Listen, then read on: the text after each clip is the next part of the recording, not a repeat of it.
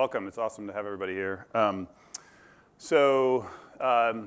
This is going to be very high level, but don't worry. There's, I guess, hopefully we're going to dig into a lot of it over the next 7 weeks. We have a lot of reading material. We can answer questions. So if some of it seems too high level or too abstract, I think that's probably okay. Maybe for some other people it'll be sort of obvious. Also, this is obviously kind of our perspective on what blockchains are. You'll hear different kind of views from different people, and that's a great thing. And this is just kind of one view on it. So we're going to start. This is kind of a two-part talk. The first part is this kind of interesting, I think, data analysis project that that we did here at the firm.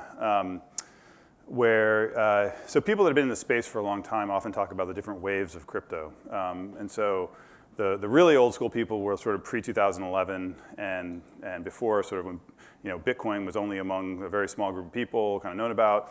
And then there was sort of this price wave that led to sort of more interest. And then 2013 happened, and there was another kind of price wave, and that led to more interest. And then 2017. And so we tried to kind of like look at that history and put some numbers behind it, and I thought I would share that with the group because maybe not everybody has that kind of full context. It's also helpful because right now, if you read a lot of the press, you'll see a lot of kind of negative stuff. The kind of sentiment is among some crowds is, there was this big run up in 2017, and then it's a crash, and it's all over, and it's like, it was a fad, et cetera. That's obviously not what we believe. This is reinforced by this chart, which is, if you haven't been in the space for a long time, looks like nothing happened and then a big price swing and then it kind of died. We're not saying prices are everything, but people sort of take this as a proxy for, the general kind of excitement level in the space. What we think, but actually the way this space works is there's just kind of this kind of flywheel between the prices, which do kind of generate interest and awareness and kind of social media activity. I bet you a lot of you, every time we meet with entrepreneurs, we always say, how did you get in this space? And almost invariably, it's either 2011, 2013, or 2017. Their friends were buying these things, and they started reading about it. But the price is like a hook, right? The price kind of got them into it, but then hopefully they didn't stay because of that, right? They weren't, I doubt many people here are in this just because they want to see the prices go up. They're here because they actually believe in the technology, right? So what we've come to see is that people come in, they because of whatever, they're trading or something, they start to get interested. Maybe they start following people on Twitter or Reddit. They start to have new ideas. Maybe that is reflected in kind of GitHub activity and other things. And then there's new startups that come around. And we did this data analysis, and this is some of the data that we had. So this is wave one. So this is 2010 through 2012, and you'll see what's interesting on the price thing is it's almost fractal-like, where each wave looks very similar to the last wave when you zoom in. For the OGs here, you'll remember the developer activity this is primarily the Bitcoin GitHub repo. Startup activity, you started to see things like, that's when Coinbase was started, and a lot of the Kraken, and I don't know exactly what your Bitmain, but I think a lot of the miners and wallets, et cetera, right? The Reddit activity and Twitter, this is mostly, we're using Reddit here, but it's sort of a proxy for other things, and you start to see like our Bitcoin, things like that. So that's wave one. Wave two, 2013, I kind of personally got interested around 2012, made our first investment in 2013. You had that big price run up, and then look, and what's interesting there is the developer activity really started to take off. Startup activity, social media activity, and the developer activity was sustained even when the price kind of dropped back down, right? And this is when I think of it as, so that first wave, the startups were kind of more, wallet, Bitcoin-related wallets, things like this. Here we have some icons on there to show, you had Ethereum, Monero. You started seeing people playing around with the kind of new blockchain, new layer one designs, kind of a wider kind of design space, I think. Each of these times, like kind of the design aperture kept widening. For those who've been in it, you kind of know this intuitively. Wave three, which is the recent one, a lot more. We just put some examples up there, but there's, I think 30, depending on, you can pick your favorite 20, 30 projects that kind of got started around that period. The developer activity, continued to go up. Let me put this all together now because the axes kept growing and you can't see it all, but like these things actually go up really significantly. In fact, here's sort of the even with the drop, the CAGR is a financial term, compounded annual growth rate. Even with the drop at the end here, you still had significant growth rates year over year for each of those categories. And so, we think of price as in most startup markets, price is a lagging indicator. We don't invest at Andreessen Horowitz, and we invest in plenty of things that don't even have revenue or business models for that matter. And then only like 10 years later do you like sell it or something. So normally we don't think of price as we think of it as a lagging indicator. In crypto, it's weird, right? It's different, like because these assets have prices and they fluctuate around, and as a result, you get this what I kind of have been calling the price, price, interest, activity kind of feedback loop, where the price feeds back into the fundamentals. Basically, the way I think of it now is we've, in 2017-ish, planted a whole bunch of seeds which are now going to hopefully kind of bloom in the next year or two. And those we hope, will kind of drive another wave of innovation, which in turn will kind of in this flywheel create more interest, more ideas, and just continue to kind of generate a positive feedback loop like that. So this is our way of kind of trying to characterize, like whenever I talk to people that have been in the space for a long time, we always talk about the waves and the people outside of the space or more new to the space sort of like, what are you talking about? And aren't you just focusing on price? And we're not focusing on price, we're focusing on interest and activity. So that's just kind of the historical context. And that was a fun project because I thought that was going to be the case, but we'd never actually done the data analysis. Eddie here, is Eddie here? Eddie's our data scientist. We finally have a data scientist. So this is a very detailed thing. At some point, we'll probably put all this data on GitHub or something. Okay, so let me talk about kind of, at least this is my own editorializing, how kind of I think about blockchains. You'll hear different views from different people. By the way, when I say blockchains, we're not blockchains, not Bitcoin people here. We think that architecture of like a blockchain with a token, it can be generalized to a lot of different applications.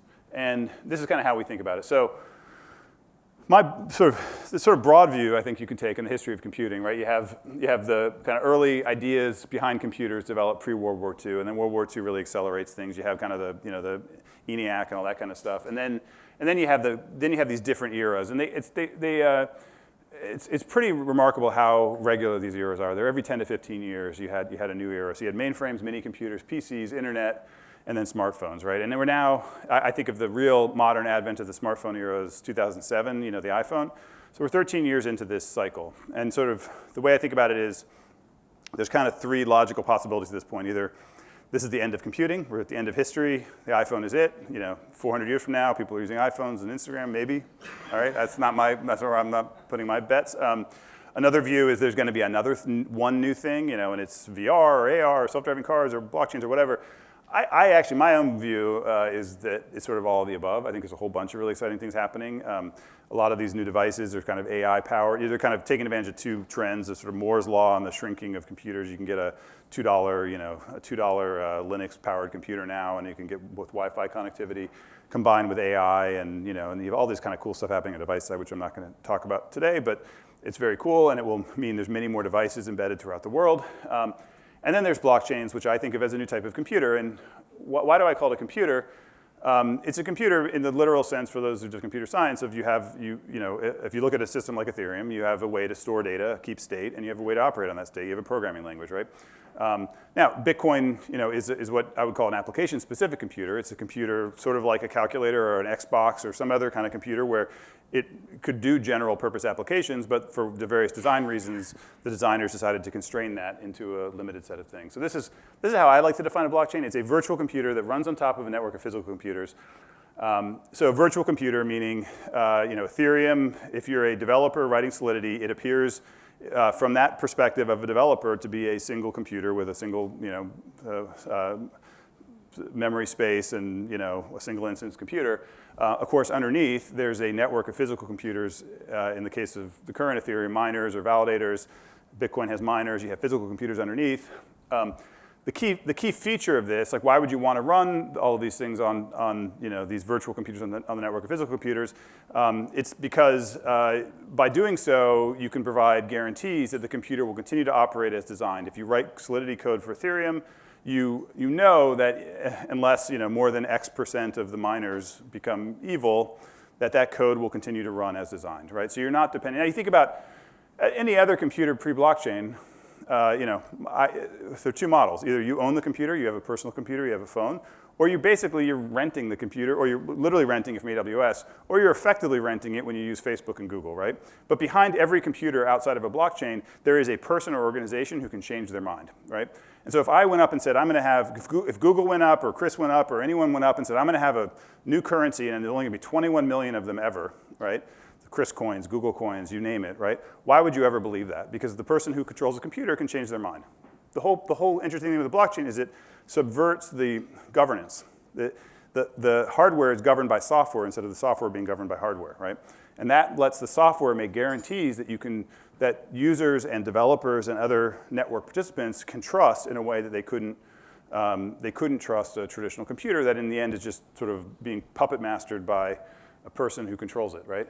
And so specifically, like in this case, I like to say, I'm always trying to think about simpler ways to explain this. And the phrase I like lately is computers that can make commitments. And so a computer, in the past you couldn't really make a credible commitment, but now you can. And so like when you think about Bitcoin, what commitments is it making? It's making the commitment to only be 21 million Bitcoins as an example. Now that's not a sufficient condition for value, but it's a necessary condition for value. If you didn't have scarcity, you couldn't potentially ascribe value to it and believe it's sort of digital gold. You may or may not believe it, but you need that, right?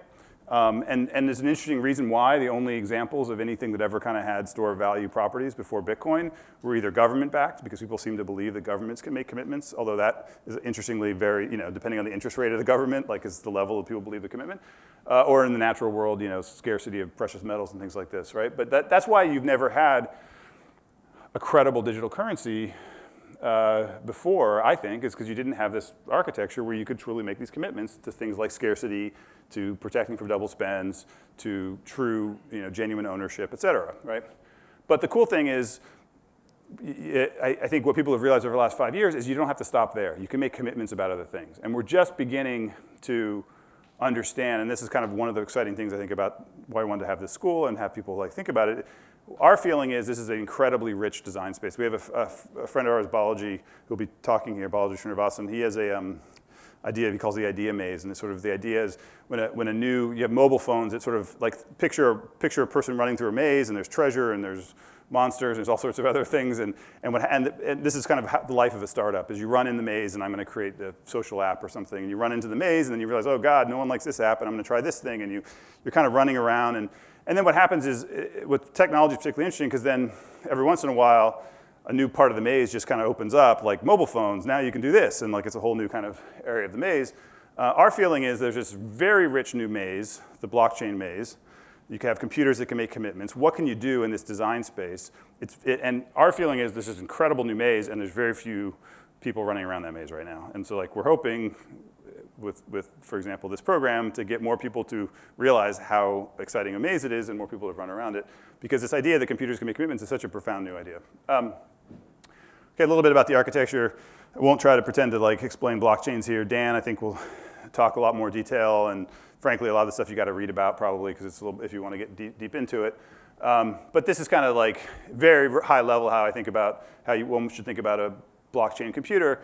On that side, if you're programming Solidity as an example or whatever you might be, in the highest level, in the right level of abstraction, it just looks like a computer and it has various properties.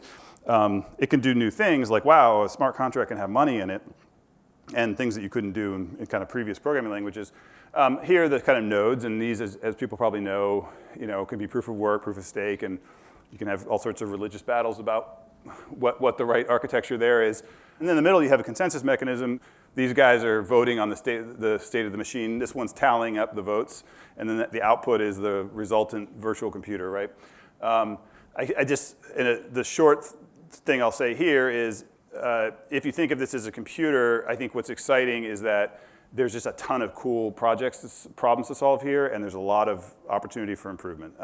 So what is Ethereum 7 transactions a second, or something? I think it's very credible that you're going to see 1000x kind of improvements, if not more, in the next year or two on all these kinds of dimensions. So Moore's law is often thought of as just kind of packing more semiconductors onto a chip.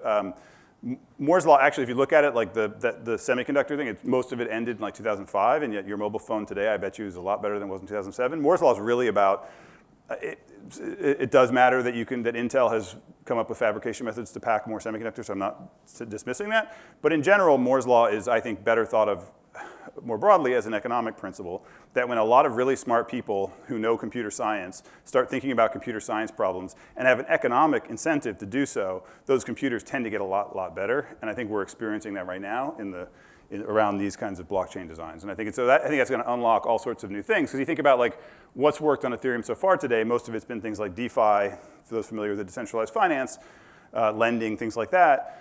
Those are because decentralized finance is one of the few things that can kind of be a good, successful user experience with the constraints that a system like Ethereum has, which is it costs 10 cents, whatever it is, for transaction, and takes whatever tens of seconds to resolve a transaction. That's a great lending experience. It's not a great gaming experience, as an example. So as we see kind of better platforms come out, we should also see kind of new unlocked application design spaces unlock as well. There's a bunch of questions which I'll kind of gloss over. Maybe other people can talk about more. But what's the right incentive system for miners, validators? You have blockchain designs which rely on economic incentives. You have ones which don't. There's arguments for both. We tend to bias towards blockchain designs which have economic incentives, like Bitcoin, like Ethereum. We like those because you can reason very precisely about the economic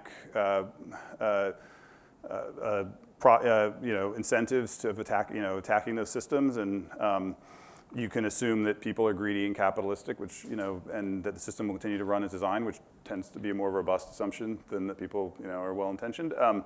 And so there's a bunch of interesting problems here around node design and things, which I'll let other people talk about later.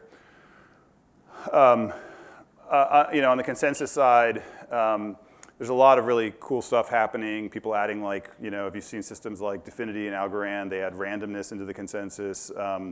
There's a bunch of other, if people follow the Ethereum 2.0 stuff, there's a bunch of really interesting stuff there. There's just a lot of great, really interesting stuff happening at that level, and I'll let Dan and folks talk about that. And so the way we think about it, as a result, you get these kind of trust guarantees, and then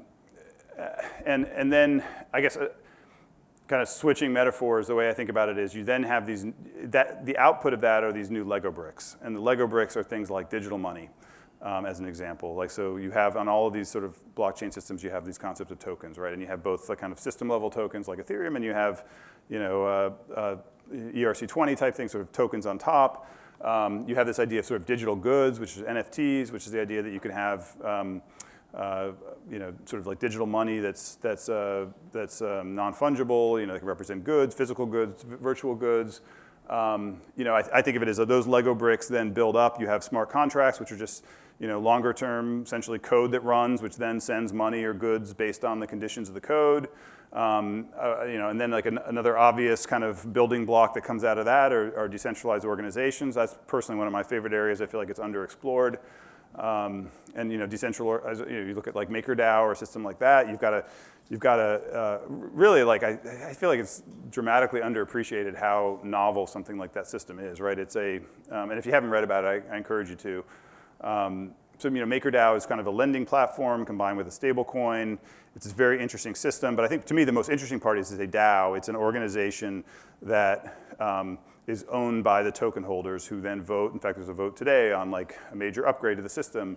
And to me, this is the way that 10 years from now a social network should be, right? Like instead of having a opaque, mysterious product management group at one of these large companies decide on like what the rules of the U.S. election are, maybe the community who uses that network should decide on it, right? So maybe there should be a vote on Twitter or on Facebook as to what are the rules, or who are the people that represent the rules, or what are the rules around the privacy of the data? What are your protections as a user?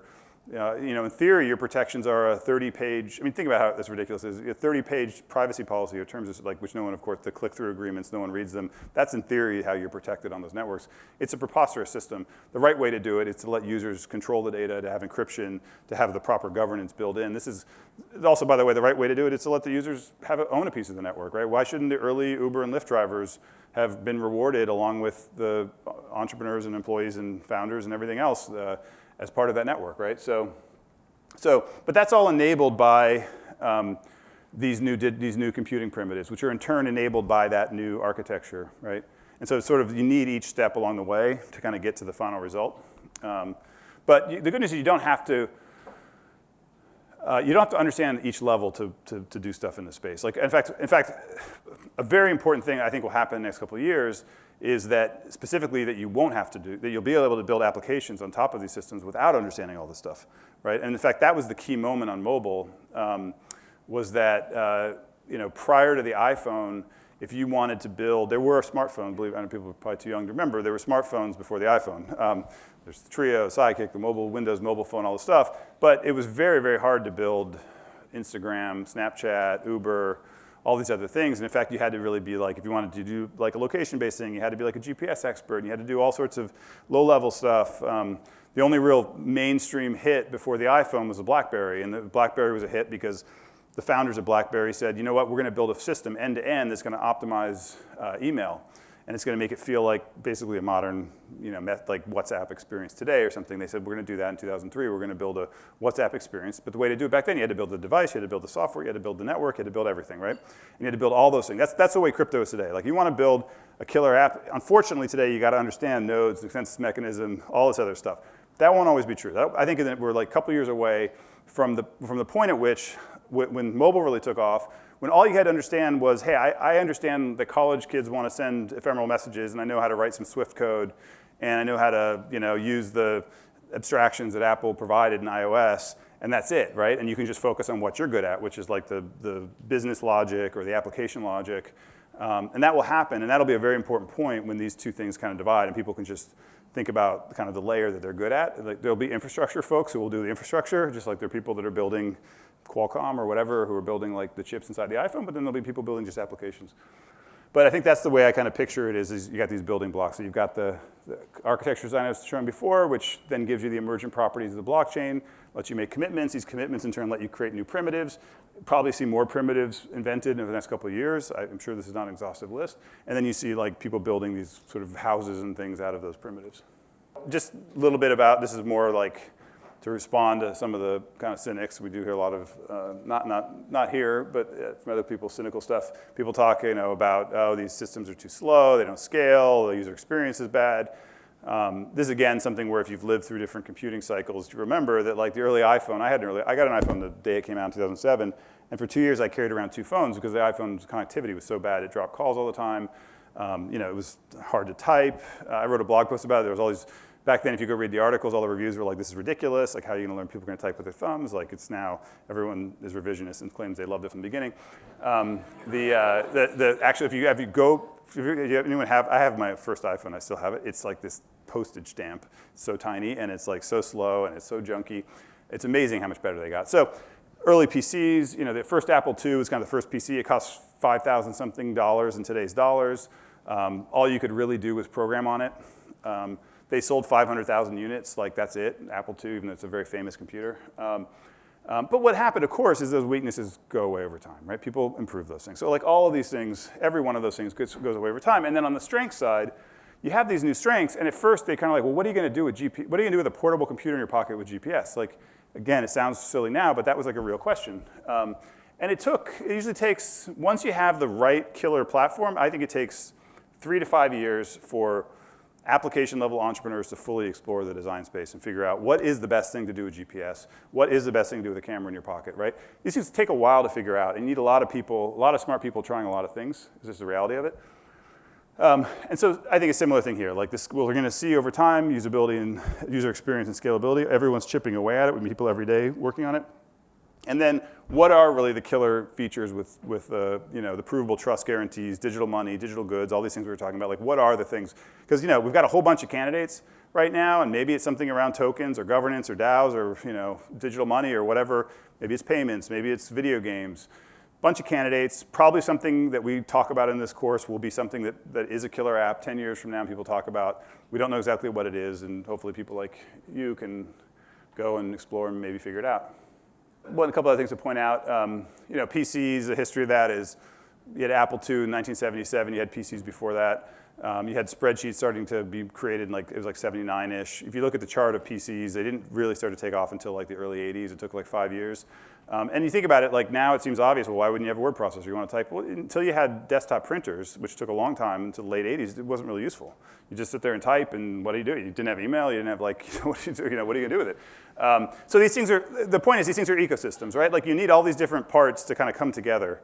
And it takes time.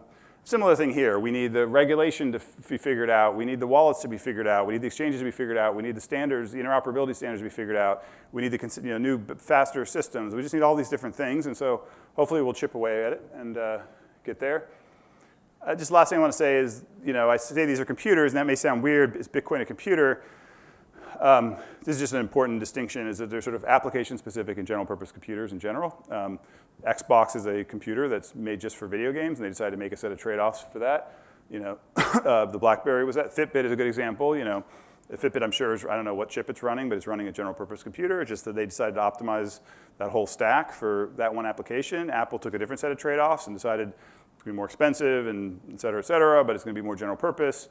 And sometimes it's good to make the set of trade-offs for application-specific. Like I would argue Bitcoin has made the right decisions. If you want to be a global store of value, that's censorship-resistant and high security, I think they've made the right set of choices to be extremely conservative with respect to changing the system. Like I think that they've made a smart set of trade-offs.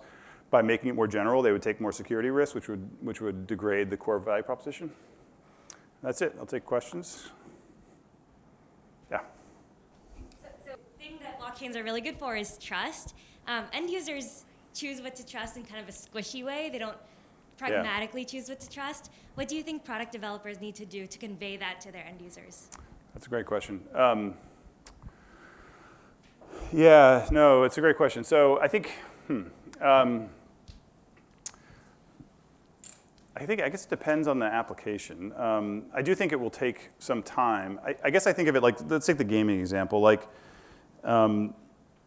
I think there's kind of an aha moment in gaming when you talk about like virtual goods. Like, so they haven't gotten there yet. Just simply the products, the right products are not released yet. But to me, there will be key moments when you not only like earn some virtual good, but you're then able to go like really take it over to like another game or sell it or do something like that. I think with most, tell me if you're like this with me, like for me, the first time I transferred to Bitcoin as an example, I mean, that's technical, I know, but like it's like, wow, this is like, there's no one doing this, and it's just the network doing it. And it was kind of this magical aha moment. I think with most end users, it will probably be something, I assume, like a less kind of nerdy context like that. But I do think that kind of, like in gaming, it'll be like the first time, wow, I bought this thing and I did it and no one stopped me, and like I actually had the sense of ownership. I think we take it for granted. I think I sort of think of it as like we just take it completely for granted in the real world that you can own stuff. And we take it for granted in the digital world you can't own stuff, right? What do you own in the digital world besides a cryptocurrency, right? A domain name. Like I own cdixon.org, and I like that a lot, because like I've now been on so many different social media platforms over the years that like changed the rules and added pop-ups and did all this other stuff. And I really like to know that I own cdixon.org. I mean, I realize this is like a legacy behavior now, and no one understands. But I think it'll come back though, because these networks always change. I wrote this blog post about it. All networks follow this S-curve. And by the way, I'm like friends with people that work at some of these companies. I think they're great people. Like it's just the logic of the business model, right? So what happens is they follow this S-curve. They start off, and they're at the beginning. They're like, "Come to my platform. I'm your friend. I'll like do all these nice things for you." And then it starts to grow, and then it's still good because you know what? We're growing, and everything's happy. And like when a pie is growing, everyone's generous. And then it starts to get to this top of the S. Now all these networks have stopped growing, and now and then they're public companies, and they have to increase profits. With respect to like social networking, like we were just discussing this before I was talking. 5 years ago, saying something like owning your data, I think would have sounded really eccentric. It's like Zuko and like 5 other people were saying it. I probably was saying it, but like not many were. I think that's now become a relatively mainstream thing. And I think it will continue to. Like those issues are going to get more dramatic, right? These issues of like who gets to be on these platforms, who gets verified, what are the rules of like what content is allowed, right? These issues are not going away, and they're going to get much more intense. So I think this idea, like this, I think there's always some aha moment of like, wow, I own this. And I think that people will kind of start to assert their digital rights or something and like say, hey, I want to actually, like if I'm going to spend time building your network, I'd like to own some of it, right? But it's just people haven't seen this yet. And so it sounds very eccentric. I feel like it'll be just sort of obvious at some point. In the same way that in the real world, you take it for granted. Like you can go own something. And like you don't have to ask someone's permission. You know, you buy a, whatever, you know, I don't know, like something for your house or something. You're allowed to give it away. You're allowed to do whatever. You're allowed to sell it at the secondary market. Like why wouldn't you be? But in the digital world, we're just used to this thing where they can just change the rules and constrain you. And so I think, I don't know, I guess, and if you talk to, I'm not a product designer, but if you talk to product designers, there's always like a magic moment in every app when you kind of, when they hook you and they see it in the numbers and they see it in the user behavior. So there'll be something like that for each of these products probably. Yeah. So you mentioned when iOS come up with all those abstraction that you can build on top of it, especially for application.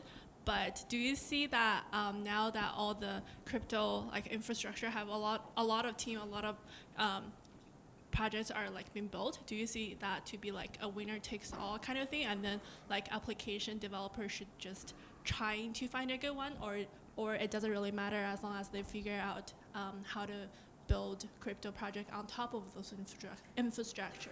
Yeah, it's a great question. It's funny, like when I started off in this space, everyone thought like it was one network to rule them all. Bitcoin will dominate. Like one of the big interesting things with Ethereum, to me, was Ethereum had multiple important things, kind of lessons associated with it. One was, wow, it's cool that you can have a generalized programming language on a blockchain. Like that itself was cool. But then the fact that it kind of got to scale, like at least in terms of the number of miners and users, relatively quickly, it was like, wow, maybe there can be more than one network. Like that was to me a kind of an interesting moment. I think it's a great question. I think we're really early for like having like a winner yet. We don't even know who the winner is. I also think there's a kind of a cool potential future where you have blockchains interoperate.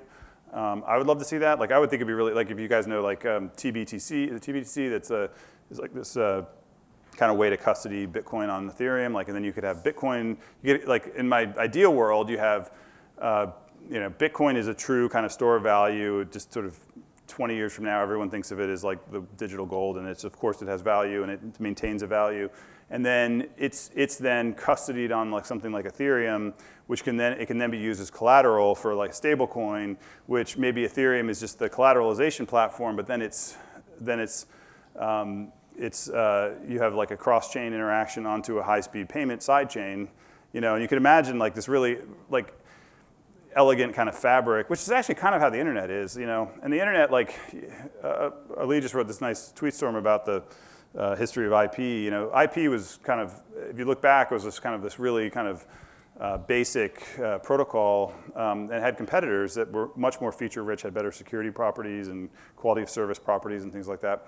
But it ended up, and for years, you go back and Google, like, all these people, I won't name names, but in the 90s, all these people were like, oh my God, we're gonna run out of IP addresses, the internet's gonna break, it was like all this stuff. And then what kept happening is like, DHCP came along and, and I don't know, like DNS subdomains and just like all these different like things hacked, and then CDNs, like Akamai, like, oh, it's gonna break, but then, you kept layering these kind of different things on, none of which were like totally beautiful and elegant computer science ideas, but they were pragmatic and they worked. And if you actually look at the internet today, it's much more of kind of this tapestry of all these different systems put together with this one unifying interoperability layer of IP.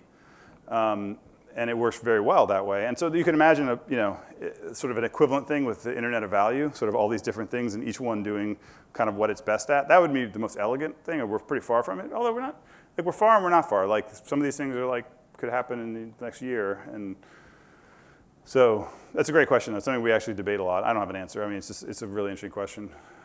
Yeah. So, as a startup founder, how do I think about decentralization? It's kind of a loaded question. Well, I think decentralizing your own startup? Yes. This is one of these things where I think there's an emerging playbook, like what Jesse alluded to earlier. And this is one of the reasons we want to do this thing, because I feel like there's now best practices starting that aren't fully propagated out into the world. Great question. Like an ideal world, here's how a crypto startup works, I think, is you start off and you're kind of more like a regular company. Maybe you're physically located together, maybe you're partly remote, but you're working, on like a regular kind of project management schedule, and you have, like you have a repo and all this other stuff, right?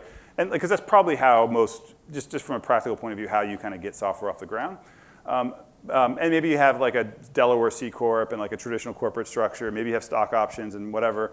But then over time, ideally, you become like Bitcoin or something, right? Where it's just like, it's a network and it's just part of the internet. You've just added, that's what's so cool, is you've added a new feature to the internet. The internet can now do lending. The internet can now do ride sharing, and it's just like part of the internet. And of course, you should be financially rewarded. The investors should be, but you do it through the individuals, right? The individuals get some distribution of tokens. Those tokens, you go off and you're living in wherever in Hawaii and you're hacking on your open source thing and you have your tokens and like it's all, and like you may or may not, like you may jump in and out, a lot like the open source world, like today I'm working on Linux, tomorrow I'm working on Apache, whatever, and you maybe own some tokens in each, and like that should be the way it is ultimately. But I think what we're seeing now, these people start off kind of more conventional, but then they do kind of progressive decentralization, is what people are calling it. And there actually is kind of a whole kind of thinking around both the corporate structure, the regulatory structure, the kind of architecture of the systems, how you govern those networks. Not all the problems are solved, but a lot of them, I think, are a lot farther than we were a couple of years ago. And I don't know, I think that's like kind of the really exciting vision. And I think if it works, that's just the new way startups are created. Like that's just how you do internet startups, right? You have it, or at least network-based startups that involve networks, right? That you'd create it as a protocol, and you'd have tokens, and you'd start off together, and you'd have like more like a traditional cap table, and then over time you'd just kind of disperse the tokens, and the users would have some, and the developers would have some, and people would come in and out of the community. So, but we'll get into more details throughout the course. Yeah, I think we're going to take one more question. Sorry. Yeah. Can you talk a little bit about the future of identity versus anonymity on the blockchain? That's a good. Identity is like the most. It's like the most overloaded, term in technology. It can mean so many. It's just it's a very complicated. It can mean a lot of different things. Do you mean real world identity? Yeah, so real world, I think there is so one of the constraints right now when you design blockchain applications is you have to assume you don't have real world identity, which means you have to assume you don't have sort of repeat players in a game.